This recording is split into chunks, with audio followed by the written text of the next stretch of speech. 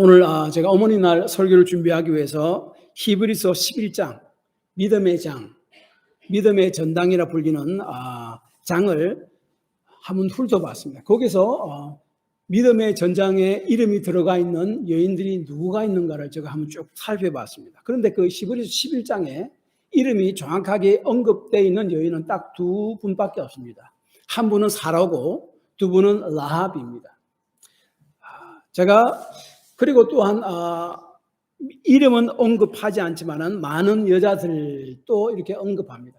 어쨌든 이름을 정확하게 믿음의 전장에 들어간 사람의 여인의 이름을 정확하게 언급하는 것은 사라와 라합밖에 없습니다. 사라는 유대인이죠. 그렇죠? 믿음의 조상 아브라함의 아내이고 라합은 이방인이었습니다. 그래서 아마 유대인의 대표 여인, 이방인의 대표 여인, 이 두 분을 이렇게 이름을 언급하지 않았는가 이렇게 생각이 됩니다. 라합은 제가 오래전에 한번 설교한 적이 있어서 오늘 사라에 대해서 제가 살펴보고자 합니다. 제가 이 사라에 대해서 성경을 쭉 살펴보며 제가 설교를 준비하면서 제가 들은 생각은 이것입니다. 믿음의 삶을 지속적으로 그리고 신실하게 살아간 여인이었다. 믿음의 여정의 길을 뒤돌아보지 않고 앞만 보고 지속적으로 걸어간 여인이었다 하는 생각들이 제 머리에 뚜렷하게 나타났습니다. 사실 사라의 믿음의 삶을 통해 수많은 믿음의 자손들이 생겨나게 되었다는 것을 오늘 본문 11절에서 12절에 말씀하고 있습니다. 믿음으로 사라 자신도 나이가 많아 단산하였으나 아이를 낳을 그런 나이가 아니었죠. 잉태할 수 있는 힘을 얻었으니 이는 약속하신 이를 미쁘신 줄 알았습니다. 이러므로 죽은 자들과 같은 한 사람으로 말미암아 하늘의 허다한 별과 또 해변의 무수한 모래같이 많은 후손이 생육하였느니라. 창세기 12장에 보면요, 하나님께서 아브라함이 75세요 사라가 65세가 되었을 때 고향 땅을 떠나서 하나님이 지시하는 땅, 그 가나안 땅으로 떠나가라라고 이야기합니다. 그리고 또한 하나님께서 약속을 주시기를 창세기 13장 15절에서 너희 자손을 땅에 티끌같이 많게 해주겠고 하늘의 별과 같이 많게 해주겠고 또한 가나안 땅을 너와 너희 자손에게 주겠다고 약속을 했습니다. 생각해보세요. 그 당시에 아브라함의 아내는 불임이었습니다. 아이를 낳지 못했습니다. 65세가 될 때까지. 근데 그 아브라함의 아내에게 사라에게 그리고 또한 아브라함에게 그 약속을 하신 겁니다. 그리고 고향 땅을 떠난다는 것은 그 당시에 굉장한 위험이요 모험이었습니다. 당신의 시족 사회에서요. 자기 자신을 보호하기 위해서는 같은 친족들이 함께 모여 살아야지 적들의 침입으로부터 자신들을 보호할 수 있는 그런 보호막이 생기는 겁니다. 그런데 고향 땅을 떠나는 말은 그런 자신들의 모든 친척으로부터 떠나라 말이에요. 적들에게 굉장히 공격에 노출되어 있는 그런 상태가 됩니다. 그래서 위험천만한 일이었고 두려운 일이었습니다. 그러나 아브라함이 가져오겠을 때 아내 사라도 두말하지 않고 하나님이 말씀하셨으니까 믿음으로 함께 따라갑니다. 그리고 창세기 23장에 보면은 사라가의 죽음이 나옵니다. 근데 사라가 127세에 죽었다라고 이름을 언급합니다. 물론 사라가 90세, 아브라함 100세에 하나님이 약속하신 아들 이삭을 놓고 죽습니다. 그리고 여기서 보면 참 특이한 게 성경을 보면은 믿음으로 살다간 남자가 죽었을 때 몇 살을 살다가 죽었다는 말을 언급하는데 믿음의 여자가 살다가 죽으면 몇 살을 살다가 죽었다라고 언급하는 구절이 없습니다. 딱 한 곳이 있는데 창세기 23장 본문 구절입니다. 127세를 살다 죽었다. 물론 하나님이 약속하신 아들 이삭을 낳고 죽습니다. 그런데 이삭을 낳고 죽는데 이삭이 결혼한 것도 보지 못하고 이삭이 결혼하기 3년 전에 죽습니다. 다시 말하면 그 사라의 죽음과 함께 나이가 언급된다는 것은 그만큼 사라는 하나님 앞에서 특별한 여인이란 말이에요. 그리고 또한 성경을 살펴보면요, 사라는 믿음으로 순종하고 믿음으로 어렵다함을 받았다고 하는 말씀에서, 그러한 구절에서 믿음의 조상이라고 불리우는 남편 아브라함과 함께 언급됩니다. 좀 특이했습니다. 사라를 남편 아브라함과 함께 여호와의 약속의 말씀을 신뢰하는 자의 예로 제시하고 있는 것이 바로 이사야 51장 2절이에요. 아브라함만 이야기하는 것이 아니라 살아있는 이름도 함께 언급합니다. 너희 조상 아브라함과 너희 난 사라를 생각하여 보라. 아브라함이 혼자 있을 때에 내가 그를 부르고 그에게 복을 주어 장성하게 하였느니라. 아브라함과 사라 함께 언급합니다. 그리고 로마서 4장 19절 22절은 아브라함과 사라의 믿음을 어려 여겼다라고 이야기하며 아브라함만 언급하는 것이 아니라 사라까지도 언급합니다. 그가 100세나 되어 자기 몸이 죽은 것 같고 사라의 태가 죽은 것 같음을 알고서도 믿음이 약해지지 아니하고 믿음이 없어서 하나님의 약속을 의심하지 않고 믿음으로 견고하여 져서 하나님께 영광을 돌리며 약속하신 그것을 능히 이루실 줄 확신하였으니 그러므로 그것이 그에게 의로 여겨졌느니라. 그것을 하나님이 의롭다 여겼고 하나님이 그것을 통해서 영광받은 거예요. 자신이 그렇게 한 약속의 말씀을 그렇게 신뢰했다는 그것을.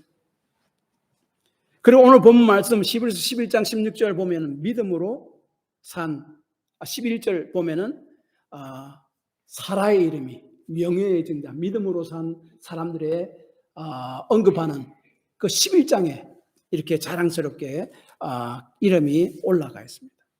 물론 사라는 언제나 완벽한 믿음의 여인은 아니었습니다. 실수도 많이 했습니다. 기근 때문에 남편과 함께 그 애굽으로 내려가서 자신의 남편이 죽을까 봐 아브라함과 같이 공모해서 그 애굽 왕에게 자신은 아브라함의 누이라고 속입니다. 그 사라가 너무나 아리따웠기 때문에 그 당시 그 애굽 왕이 자기 남편을 죽이고 자기를 아내로 취할까 봐 두려워서 그렇게 했습니다. 공부에 거짓말을 하면서 살았습니다. 나중에 그랄 왕 아빌멜렉에도 똑같은 행동을 합니다. 그리고 또 더 큰 실수는 뭔가 하면 하나님께서 아브라함과 사라에게 아들을 주겠다라고 약속하셨는데 한 10년쯤 기다리다가 아들이 없으니까 아이고 자기 생각으로 하나님이 이렇게 아들을 주시겠구나 생각합니다. 그래서 당시 관습대로 여종을 취해서 하갈이라는 여종을 취해서 아브라함과 동침시켜서 거기서 아들을 낳습니다. 이것이 바로 하나님이 약속하신 그것일 것이다. 자기 수준에서 이해해서 그렇게 해석해서 그런 행동을 합니다. 그 이후에 하나님이 아주 오랫동안 침묵하십니다. 바른 것이 아니라 말이죠. 그리고 하나님이 아브라함과 하갈에서 난 아이가 약속의 자녀가 될 것이 아니다라고 분명히 말씀하십니다. 그러한 실수 가운데서도 하나님께서 실수를 바로잡아 주셨을 때에 거기를 아브라함과 함께 다시 코렉션해서 기꺼이 믿음으로 따라간 여인 바로 사라였습니다. 그리고 창세기 22장에 보면요, 아주 우리가 잘 아는 사건은 나오죠. 아브라함과 사라에게서 이제 이삭이 나옵니다. 하나님의 약속대로. 도저히 있을 수 없는 그런 일들이 일어납니다. 하나님의 능력으로, 하나님의 약속대로. 이제 이삭이 제법 컸을 때에 하나님께서 아브라함에게 나타나셔서 내 아들 독자 이삭을 나에게 내가 지시하는 곳 그 모리아 땅에 가서 번제로 드리라라고 이야기합니다. 번제는 사람을 번제로 드리는 것이 아니죠. 동물을 번제에 태워서 주는 겁니다. 완전히 태워서 드린다는 것은 온전한 헌신을 의미합니다. 그렇게 하는 거예요. 그런데 아브라함은 순순히 아들을 데리고 그 땅으로 갑니다. 실제로 그렇게 하려고. 이 사실을 아브라함은 자기 아내 사라에게 말했는지 말하지 않았는지 성경은 기록되지 않습니다. 그런데 제가 생각할 때는 아브라함과 함께 항상 했잖아요. 아브라함이 하는 행동을 사라는 항상 함께 억울해하고 결정하고 함께 나갔잖아요. 그래서 사라도 아브라함의 결정에 종이하고 보냈을 거라고 저는 생각합니다. 그 이유가 베드로전서 3장 6절을 보면은 이런 이야기가 있습니다. 사라가 아브라함을 주라 칭하여 순종한 것 같이 너희는 선을 행하고 아무 두려운 일에도 놀라지 아니하면 그의 딸이 된 것이냐. 아브라함을 주라 칭하여 순종했다. 이 말씀은 사라가 아브라함 말에 무조건 순종하고 따라갔다. 그 말이 아닙니다. 아브라함이 하나님의 말씀을 듣고 하나님의 말씀에 순종했을 때 함께 순종했다는 말이죠. 그래서 아브라함은 하나님께서 자기 아들 독자 이삭을 번제로 바치라고 명령했을 때에 사라에게도 아마 이야기했을 것이라고 저는 생각합니다. 하나님 명령하셨으니까 아브라함도 순종하고 사라도 그 명령에 함께 당연히 순종합니다. 그런데 아브라함이 이렇게 순종한 이유, 사라도 그렇게 허락한 이유, 히브리서 11장 19절에 뭐라고 이야기하는가 하면은 아들을 하나님께서 비록 죽이시더라도 번제로 드려서 죽더라도 다시 살릴 것을 믿기 때문에 그렇게 했다라고요. 하나님께서 약속이 뭡니까? 아이를 낳을 것이고 이 아들이 아들을 낳을 것이고 그래서 그 너희 자손이 바다의 모래같이 하늘의 별들같이 수없이 많아지게 될 것이다. 그런데 그 하나밖에 없는 아들 이삭이 죽으면 어떻게 해요? 안 되잖아요. 그런데 번제를 바치래요. 생각한 게 뭡니까? 바쳐서 죽이더라도 하나님께서 다시 살릴 것이다. 믿은 거예요. 이렇게 사라는 남편 아브라함과 함께 하나님의 명령에 순종해서 그리고 또한 하나님의 약속을 굳게 믿은 여인이었습니다. 이것을 볼 때 제가 생각나는 게 뒤돌아보지 않고 앞만 보고 약속만 보고 붙들고 나아간 여인이었다. 직진만 있었을 뿐입니다. 그리고 이 아브라함과 사라의 믿음을 통해 나중에 누가 탄생합니까? 우리를 구원할 예수 그리스도께서 탄생하시잖아요. 하나님이 아브라함과 사라의 태를 통해서 자손을 통해서 우리를 구원할 예수 그리스도를 보내기로 작정하시고 생각하시고 계획하셨는데 아브라함과 사라는 그 하나님의 믿음, 자신이 비록 지금은 이해할 수 없을지라도 동의하고 묵묵히 믿음으로 직진으로 나아갔습니다. 그래서 아브라함의 뜻은 열국의 아버지라는 뜻입니다. 전 세상의 아버지. 그리고 사라는 열국의 어머니라는 뜻입니다. 온 세상의 어머니. 결국 하나님께서는 아브라함과 사라의 자손을 통해서 예수 그리스도를 보내시고 온 세상에 예수를 믿는 하나님의 자녀들이, 영적 자들이 수없이 많이 생겨나게 됐잖아요. 지금 그것을 말하고 있는 것입니다.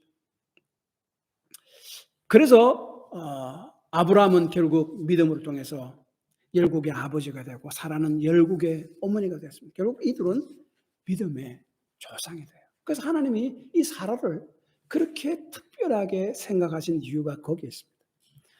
그래서 아브라함과 사라의 삶을 보면 이렇게 정의 내릴 수 있습니다.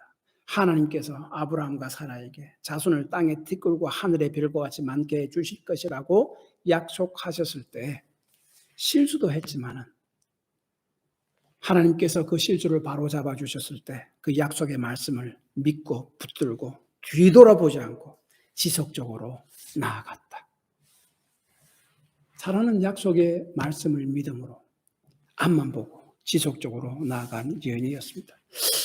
그리고 또한 사라는요, 아브라함과 함께 아들의 약속만 믿고 나아간 것이 아니라 하나님께서 약속하신 가나안 땅의 약속을 붙들고 나아갔습니다.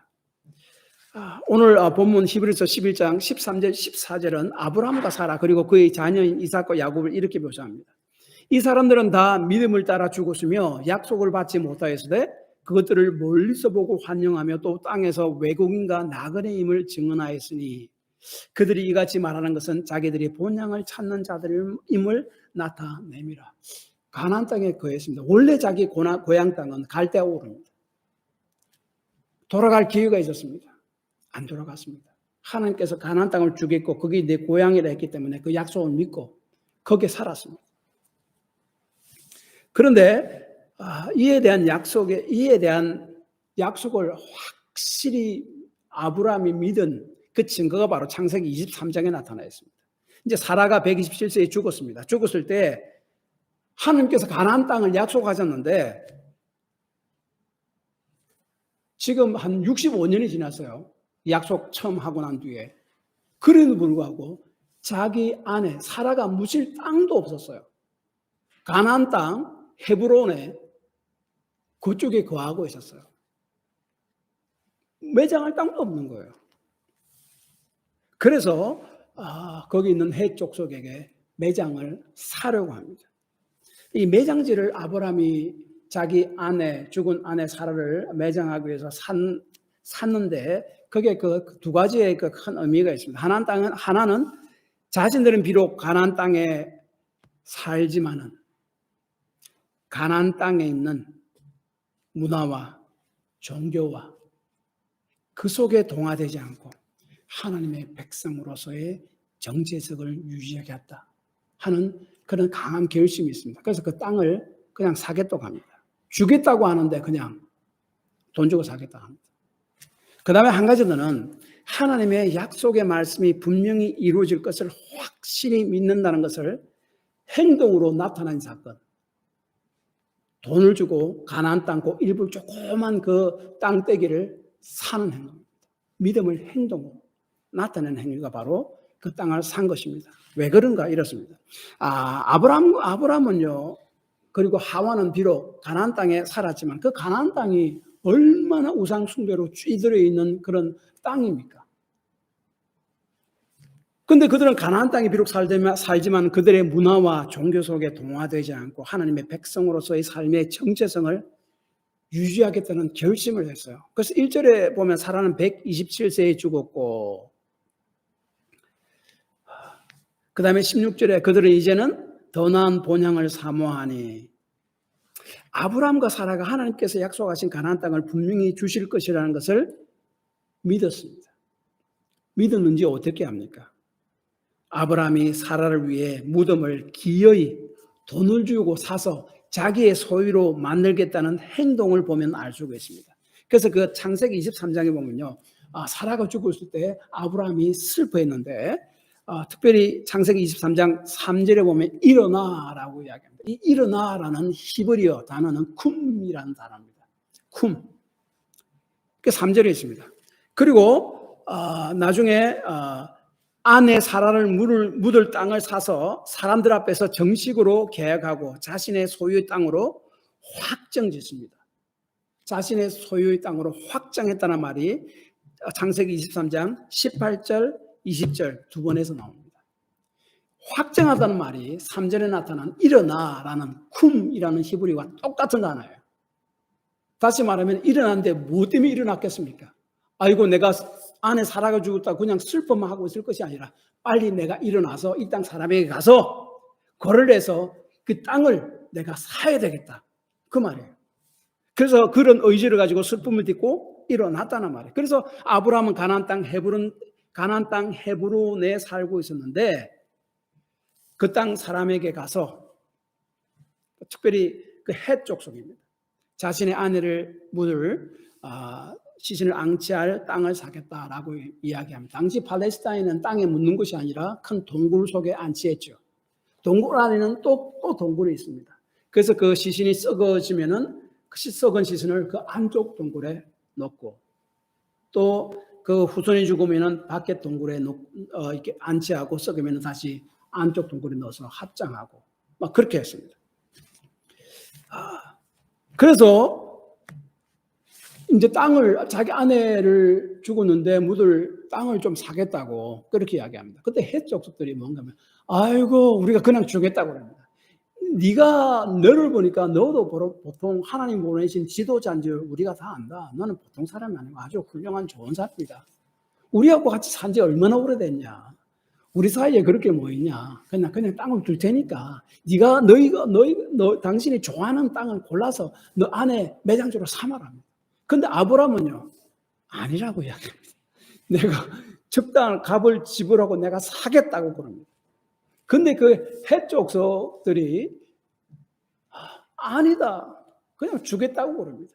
근데 특별히 아브라함은 에브론이라는 사람이 있는 그 마물에 헤브론의 마므레라는 곳에 그 동굴, 그것을 자기가 돈을 주고 사겠다고 이야기합니다. 에브론은 아이고 그럴 필요 없다. 우리 사이에 그런 게 어딨냐고.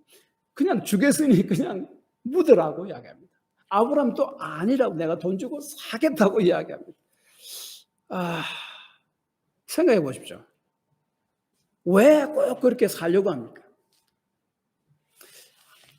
그냥 돈 받지 않고 우리 사이에 그냥 우리 살아라는 거예요. 이 말이 뭔가 하면은, 이제 당신도 여기서 오래 살았으니까 우리들과 함께 앞으로 자녀들도 서로 결혼시키고 서로 결혼시키고, 그리고 우리 땅에 들어와서 우리 문화와 풍습과 종교도 같이 받아들이고 우리 가운데 동화돼서 같이 살아가자. 우리 민족이 되어서 같이 살아가자는 거예요. 그런데 아브라함은 그렇게 이야기하지 않습니다. 창세기 23장 4절에 자신의 정체성을 분명히 밝힙니다. 나는 당신들 중에 나그네요 고려하는 자니. 오늘 본문 말씀 히브리 11장 13절도 똑같이 이야기합니다. 또 땅에서는 외국인과 나그네임을 증언하였으니. 해족속은 그러지 말고 우리 가운데 우리와 함께 우리 속에 들어와서 동화되어서 같이 가나안 땅 사람으로 살아가라 라고 이야기하고 있지만은, 아브라함은 가나안 땅에서 그 땅 사람들과 함께 살기는 하지만은 그들의 믿음과 종교와 그들의 문화와 삶의 방식에 동화되지 않으며 하나님의 백성으로 구별하게 나는 살아가겠다라고 이야기합니다. 그래서 그 땅을 사려고 하는 거예요. 안 사고 그냥 주는 대로 받으면 동화돼서 같이 살아가겠다는 말이에요. 스탠리 하워드 워드라는 유명한 신학자가 있습니다. 이 신학자가 뭐라고 이야기하냐면, 교회는 사회를 변화시키려고 사회 문화 가운데 뛰어들어가 그들에게 동화되어서 그들과 일치하는 가운데 일하는 것이 아니라, 교회가 사회 속에서 외국인과 나그네로 alien residence, 오늘 본문 말하는 그겁니다. 로서의 삶을 살아갈 때에 교회는 사회와 구별이 되고 사회는 점점 교회를 따라 변화하게 될 것이다. 그렇게 이야기합니다. 그런 이야기가 이렇게 이야기합니다. 기독교가 이전에는 타락하지 않았는데 아주 굉장히 중세시대 때 타락한 때가 있었습니다. 언제입니까? 콘스탄틴 대제가 기독교를 로마 국교로 공인했을 때입니다. 그로부터 기독교는 타락하기 시작했습니다. 그래서 교회 다니는 사람들은 많이 늘었는데 진정으로 예수님과 동행하는 믿음의 사람들이 없어졌다는 거예요. 그래서 존 맥하터 목사님은, 그 캘리포니아에 있는 그레이스 커뮤니티 처치 그 목사님은, 오늘날 교회가 타락하고 힘이 없은 이유를 핍박이 사라졌기 때문이다 라고 이야기합니다. 아브라함은 가나안 땅 문화와 삶을 받아들이기로 거부했습니다. 비록 어려움이 있더라도 자기 정체성을 분명히 했습니다. 외국인과 나그네로 살아가기로 분명하게 선을 그었습니다. 우리가 세상에 영향을 끼치는 거죠. 우리가 세상을 위해 무엇을 일을 함으로써가 아니라 우리 자신이 하나님과 매일 동행하는 삶을 삶으로, 즉 세상과 구별되는 삶을 삶으로 영향을 세상에 나도 모르게 끼치는 거예요. 저는 우리 알다시피 항상 적은 교회에만 목회했습니다. 그래서 저는 아이들이 자라날 때, 지금은 다 컸습니다만은 자라는 아이들에게 항상 미안했습니다. 그래서 제가 부모로서, 내가 목사지만은 그래도 성도들이 많이 모이고 나름대로 목사로서 세상 사람 눈에 보일 때 성공했다 하는 말을 좀 듣고 싶었어요. 보여주고 싶었어요. 그래서 너희들도 아빠와 같이 이렇게 열심히 최선을 다해서 하면은 너희들이 무엇을 하든지 하나님 축복해 주셔서 성공할 것이다. 그걸 보여주고 싶었어요. 그래서 이제 한날, 오래전입니다. 그 아이들과 어떤 이야기를 하다가, 내가 아빠가 그 교회를 좀 더 크게 이렇게 일구었으면 더 좋았을 텐데 라고 이야기했습니다. 그때 아이들이 대뜸 뭐라고 이야기한 줄 아십니까? 아니, 열심히 했지 않느냐고. 그러면 됐지 않느냐고. 우리가 그거 다 보지 않았냐고. 자기들은 그것만으로도 프라우드하대요. 제가 아주 충격받았어요. 너무 또 기쁘기도 하고. 그때 제가 깨달은 것이 있었어요. 꼭 세상적으로 성공한 것만이 아이들을 감동시키고 사람을 감동시키는 것은 아니구나. 세상적으로 볼 때 비록 외적으로는 성공하지 못했을지는 모르지만은 하나님 앞에 진실되게 하나님과 동행하는 삶을 산 것만으로도 다른 이들에게 세상에 선한 영향력을 끼칠 수 있겠구나 생각했습니다. 성공을 강조하다 보면요, 세상의 성공을 헛된 욕망만 불어주지 않겠습니까? 성공을 얻기 위해서 하나님 앞에서 무릎 꿇고 열심히 섬기는 채만 하지 않겠습니까? 하지 않겠습니까? 종교적 껍데기만 있는 사람으로만 만들지 않겠습니까? 그래서 스탠리 하워드 박사는 세상 속으로 들어가서 세상을 변혁시켜 기독교 국가를 만들려 한다면 로마 시대 때 콘스탄틴 대제가 기독교를 국교로 정하고 나서부터 기독교가 타락돼서시 기독교는 힘을 잃고 말 것이다. 그 대신 교회 공동체 속에 들어가서 그 교회 공동체가 그 그리스도인이 세상의 가치관과 주관과 다르게 성경적 가치를 가지고 말씀을 따라서 주님과 동행하는 삶을 살아간다면은, 그래서 내 자신이 주님의 임재 가운데에서 산다면은 내 삶이 변화되고 내 교회가 변화되고, 그래서 내 교회 주위에 있는 내 삶의 주위에 있는 세상들이 점점 변화될 것이라고 이야기합니다. 저는 그것이 맞는 말이라고 생각합니다. 내가 세상에 들어가 세상의 사람의 눈높이에 맞춰서 세상 사람들을 예수님께로 끌어오려고 하는 것이 아니라 그들이 좋아할 만한 것을 주어서 그렇게 하는 것이 아니라 세상과 구별되는 삶을 삶으로써 예수 그리스도의 빛을 그들에게 비추는 거예요. 그래서 그들이 그 빛을 보고 주 앞으로 오게 하는 거예요. 아브라함은 가나안 땅에서 그 땅 사람들과 함께 살았지만은 함께 동화되어 살기를 그 땅 사람들이 그렇게 요청했지만은 그들의 믿음과 삶의 방식에 동화되지 않으며 하나님의 백성으로서 구별되는 삶을 사는 길을 택했습니다. 그래서 그 땅을 사려고 했습니다. 또 한 가지 더는 아브라함은 그 땅을 사려고 한 이유가 가나안 땅을 자신과 자신의 자손들에게 주실 것이라는 약속을 분명히 믿었기 때문에 사라를 위해서, 그리고 자손들을 위해서, 앞으로 태어날 자손들을 위해서 땅을 샀습니다. 아브라함은 자신이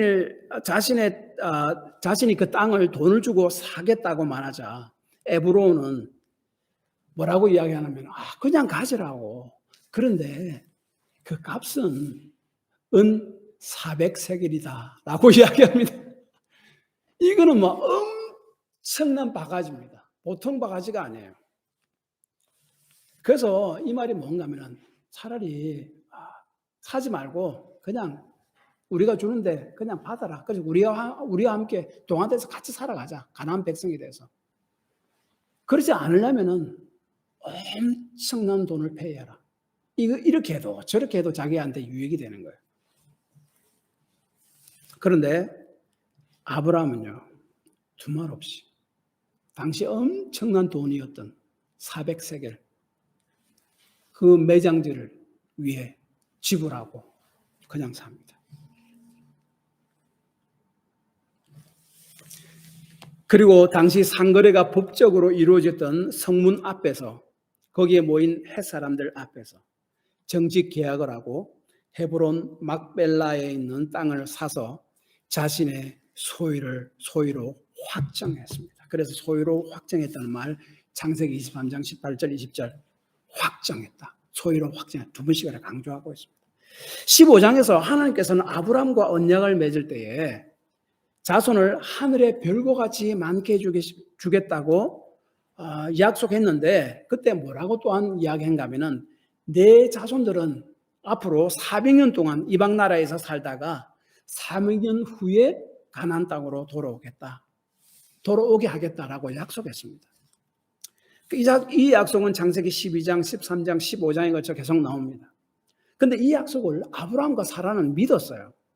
그래서 고향으로 돌아가지 않고 하나님께서 약속하신 가나안 땅을 사서 사라를 묻고, 그리고 지금은 자기 자손이 이삭밖에 없는데 자손을 하늘 별과 같이 많게 주시겠다고 약속했잖아요. 이 가나안 땅을 주겠다고 약속했잖아요. 그래서 믿었어요. 근데 그 땅이 없으면 어떻게 해요? 나중 자손이 많이 태어날 건데 어디로 옵니까? 다른 나라에 가서 흩어져서 다른 나라에 가서 살 건데 돌아올 땅이 가나안 땅이 어디로 돌아옵니까? 그것을 위해서 하나님의 약속이 실현될 것을 믿고 돈을 주고 가나안 땅을 사는 거예요. 헤브론의 막벨라 굴을 사는 거예요. 사라를 거기에 묻습니다. 나중에 자신도 묻습니다. 그리고 창세기 42장, 49장 29절로 보면은 이삭도 거기에 묻고 이삭의 아들 야곱도 거기에 묻힙니다. 그래서 창세기 49장 2절 그가 야곱입니다. 그들에게 명하여 자손들입니다. 이르되 내가 내 조상들에게로 돌아가리니 나를 헷사람 에브론의 밭에 있는 굴에 막벨라굴 우리 손주와 함께 장사하라. 나중에 애굽의 총리로 살다가 죽은 야곱의 아들 요셉 죽기 전에 자기 형들에게 이렇게 부탁합니다. 창세기 50장 24절 요셉이 그의 형제들에게 이르되 나는 죽을 것이나 하나님이 당신을 돌보시고 당신들을 이 땅에서 인도하여 내사 아브라함과 이삭과 야곱에 맹세하신 땅에 이르게 하시리라 하고 약속을 그대로 믿은 거예요. 아브라함 사라뿐만 아니라 그 이삭 그 손자 증손자까지 그 약속을 계속 믿었습니다. 자기들이 비록 이루어지지 않았더라도 하나님의 약속대로 이룰 것이다 믿었습니다. 그리고 생각해 보시죠. 하나님이 자녀와 땅에 대한 약속을 하셨다는 사실이 확실히 믿으신다면 어떻게 줄 것입니까? 저한테 좀 납득할 만한 설명을 해 보십시오. 어떻게 그렇게 이야기합니까? 우리가 믿음이 없이 무엇을 내가 이렇게 하겠다고 했는데 거기에 대해 설명을 좀 해 주십시오. 왜 그렇습니까? 설명을 요구하는 것은 뭡니까? 완전히 믿지 못하고 불안하기 때문에 설명을 요구하잖아요. 완전히 믿으면 사실은 설명을 요구할 필요가 없어요. 아브라함과 사라에게는요. 그런 확실한 믿음이 있었기 때문에 하나님께 그런 설명을 해달라는 그런 요청을 하지 않았습니다. 아무런 일들이 지금 당장 일어나지 않고 그 약속이 눈앞에 지금 당장 보이지 않았습니다. 여러 가지 어려운 일도 당했습니다. 그럼에도 불구하고 하나님께서 주신 일상의 삶을 충실히 믿음으로 살아갔습니다. 그리고 죽음 이후에도 그 약속이 이루어질 것을 믿었습니다. 그래서 가나안 땅을 샀습니다. 그래서 아브라함과 사라는요 믿음의 조상이 된 거예요. 그런데 이 성경을 보면 제가 볼 때 좀 아브라함과 사라와 같이 약속의 말씀을 붙들고 알고 질문할 필요 없다. 분명히 하나님이 하셨다면 된다. 직진한 아브라함과 사라와 달리 조금 이렇게 질문한 사람이 있습니다. 욥입니다. 욥도 아주 위대한 믿음의 사람이지만은 사실을 알 수 없는 고난이 그 앞에 이렇게 엄청나게 닥치자 하나님께 질문을 던집니다. 하나님 왜 그렇습니까? 왜 나에게 이러한 고난들이 옵니까? 계속 묻죠. 하나님은 계속 잠잠하시다가 결국 그에게 나타나십니다. 그런데 하나님께서는 욥에게 왜 욥 자신에게 그러한 고난을 허락하시는가에 대한 직접적인 대답은 하지 않습니다. 그 대신 뭐라고 물으시는가 하면은 하나님의 창조하심과 능력과 하나님의 생각과 하나님께서 세상 만물을 다스림에 대해서 내가 무엇을 아는가? 라고 물으면서 꾸짖습니다. 욥은 거기서 하나님의 임재 앞에서 모든 질문이 싹 사라지게 됩니다. 살아계신 하나님의 임재 앞에 서게 되니 질문이 뭐 있습니까? 그 위대하신 크신 하나님의 압도되는데요. 사라지게 됩니다. 그래서 욥기 42장 3절에 이렇게 이야기합니다. 무지한 말로 이치를 가리는 자가 누구니까? 제가 아닙니까? 나는 깨닫지도 못하고 못한 일을 말하였고 스스로 알 수도 없고 헤아리기도 어려운 말을 하였나이다. 그리고 6절에 그러므로 저는 제 주장을 거두어드리고 티끌과 잿더미 위에 앉아서 회개합니다. 세번역 성경 번역은 그렇습니다. 우리는 하나님의 생각을 다 이해할 수 없습니다. 우리 유한성을 인정해야 됩니다. 제가 미국 와서 그 신학교에 들어가서 첫 해에 Theology of Pentateuch 모세 오경 신학을 이라는 과목을 들었습니다. 그때 강의하는 교수님이 첫 시간에 뭐라고 이야기하는지 아십니까? 여기 학생들 중에 히브리서 과목을 택한 학생들, 히브리에 대해서 택해서 히브리를 아는 학생들 손들어 보시오. 뭐 첫 해니까 거의 없죠. 그건 보통 한 두 해, 세 해째 히브리를 다 배우는데요. 한 두 해째는 헬라어를 배우고 한 세 해째에 가서 히브리를 배우는데 아무도 없죠. 그때 그 교수님이 뭐라고 이야기하면 이렇게 이야기했습니다. 이 과목은 히브리어를 사실은 알지 못하면 좀 이해하기는 힘들다. 그래서 자기는 최선을 다해서 이해할 수 있도록 설명할 테니까 조심스럽게 따라오라라고 말했습니다. 모세 오경 과목을 이해하기 위해서도 성경 원어인 히브리어의 그런 기본적인 지식이 필요했습니다. 우리 인간이 하나님을 어떻게 온전히 다 이해하며 따라가겠습니까? 그렇지 않아요? 그래서 우리는 종종 하나님의 생각을 다 이해하지 못할 때가 있습니다. 그러나 하나님의 인격을 신뢰한다면, 하나님의 말씀한 약속을 신뢰한다면 우리는 다 이해하지 못해도 믿음으로 살 수가 있습니다. 아브라함과 사라가 했던 것처럼요. 그래서 필요한 것이 하나님의 임재 가운데 들어가는 것이요. 말씀과 예배와 기도를 통해서 하나님의 임재 안에 들어가는 거예요. 하나님의 임재 속에 들어갔으면 내가 다 이해하지 못해도 된 거예요.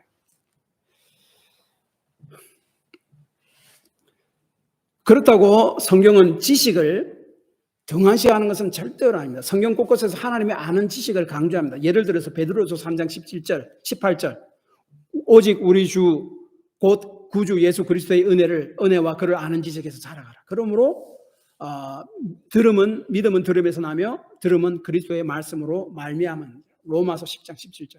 성경을 통해서 하나님이 누구신지, 성경의 지식을 통해서 하나님이 누구신지 점점 알아가고 그 가운데 하나님의 임재 가운데 나아가게 되고 그 속에서 의문이 아니라 믿음이 생겨나는 것이에요. 그래서 아브라함과 사라의 특별한 점은 그들은 하나님의 약속을 받았을 때 그 약속을 믿고 뒤돌아보지 않고 약속에 대한 지속적인 믿음으로 앞으로 나아갔다는 거예요. 하나님의 약속을 확실히 믿기 때문에 욥과 같이 질문할 필요가 없을 것이고 설명을 요구하지 않았던 것입니다. 그리고 세상과 자신을 분명히 구분함으로써 세상에 동화되지 않고 약속을 붙들고 앞으로 나아갔습니다. 그래서 아브라함은, 사라는 열국의 아비, 열국의 어미가 된 거예요. 제가 조금 전에 말씀드린 그 스탠리 하우워드 박사는 그 미국의 신학자입니다. 좀 더 정확하게 이야기해서 성경 윤리학자입니다. 이분이 아주 유명한 학자인데 이분이 한나의 아이라는 책을 썼습니다. 한국 책으로 번역됐습니다. 오래전에 번역됐습니다. 성경에 한나의 아이가 누굽니까? 구약에서 사무엘이잖아요. 한나가 기도로 아이를 낳았잖아요. 그 자기도 자기 어머니의 기도를 통해서 자기가 낳았다는 의미에서 한나의 아이로 뭐 그렇게 이야기를 합니다. 그런데 그 책은 한 자기의 자선적인 거예요. 그 신학적인 분명히 그런 아주 깊은 내용이 있는데 그 내용을 자신의 성장 배경, 고통스러웠던 결혼 생활, 자신을 지켜준 교우들의 우정, 교회와 그에 대한 이야기로 담대히 풀어난 책입니다. 특별히 이분은 그 아내 때문에 많은 20몇 년 동안 아내와 함께 살면서 엄청난 고생을 했습니다. 아내는요, 양극성 장애, 아주 초조성 우울증, 뭐 아주 자주 오는 그 조증 있어서 엄청나게 힘들어했습니다. 그래서 그 아내의 애는요, 느닷없이 스탠리 그 박사에 찾아와가지고, 자기는 다른 남자 사랑에 빠졌으니 나는 당신과 같이 동침할 수 없다. 뭐 이런 이야기를 갑자기 그냥 해요. 그리고 벌레가 온몸을 지금 갈고 먹고 있다고 막 비명을 지르고 그런 일들이 너무나 잦았습니다. 그것도 보살펴야 했습니다. 시도 때도 없는 분노와 폭언 견뎌내야 했습니다. 그 속에서 자신의 아들 에덤을 자신이 돌보아야 했고 에덤과 함께 살아남아야 했다라고 이야기합니다. 결국 아내는 자신의 아는 사람과 결혼하겠다고 스탠리 하우워드 박사를 버리고 그냥 짐을 싸고 떠나가 버립니다. 결국 이혼을 했고 아내는 나중에 심장마비로 죽습니다. 근데 아내는 결혼 생활 내내 정신병을 앓다가 정상적이지 않은 상태로 자신의 의지대로 마음껏 바깥으로 나가돌다가 그렇게 죽은 것. 그런 삶을 어떻게 설명할 수 있을까? 그렇게 이야기합니다. 신학적으로 어떻게 그걸 이해할 수 있습니까? 그때 그는 이렇게 이야기합니다. 그러나 내가 볼 때 그리스도인의 운으로 사는 것은 답이 없이 사는 법을 배우는 과정이다. 이렇게 사는 법을 배울 때 그리스도인으로서 사는 것은 너무나 멋진 일이 된다. 신앙은 답을 모르는 채 계속 나아가는 법을 배우는 일이다. 문제를 지나치게 단순화시킨 것이 있긴 하지만 적어도 이런 주장은 그리스도인으로 사는 것이 내게 지독히도 흥미진진하게 다가오는 이유를 이해하게 해준다. 답이 없대요. 근데 이 답이 없지만은 그러나 믿음으로 묵묵히 나아간대요. 왜 그렇겠습니까? 하나님의 약속을 믿기 때문에 그렇습니다. 때로는 이해하지 못해도 답이 없어도 믿음으로 나아가게 만듭니다. 사라와 아브라함과 같이. 그리고 그 일을 어떻게 감당했느냐를 물었을 때에 두 가지를 이야기합니다. 그냥 일상의 삶을 이어나가는 것과 교회 공동체 안에서 친구들과 우정을 유지하는 것 두 가지였습니다. 그래서 삶을 그냥 살아가는 거예요. 그래서 그 결혼 생활하면서 대학원에 진학해서 나중에 PhD도 따고 그리고 교수로 임명돼서 교수로서 삶을 살아가고 자기 아들 에뎀을 돌보고 자기 부인도 돌보고 이렇게 살아가는 거예요. 그리고 자기 삶의 중요한 그 믿음의 친구들과 함께 지속적인 교제를 이루며 위로를 주고 위로를 받으며 이렇게 살아갔다. 일상의 삶을 살아갔다라고 이야기합니다. 그런데 이 스탠리 하워스 박사는 삶의 고난을 그냥 일상에 충실하면서 덤덤하게 살아간 것이 왜 그러냐면 하나님에 대한 믿음이 근본적인 그 마음속에 있기 때문에 가능한 것이죠. 안 그러면 계속적인 의문만 일어나죠. 왜 그렇습니까? 왜 그렇습니까? 왜 나는 이렇고 내 아내는 왜 이래야만 하며 내 신세는 무엇이며 이해할 수 없는 일이 일어나도 그것을 자신은 덤덤히 받아들이며 살아나간다.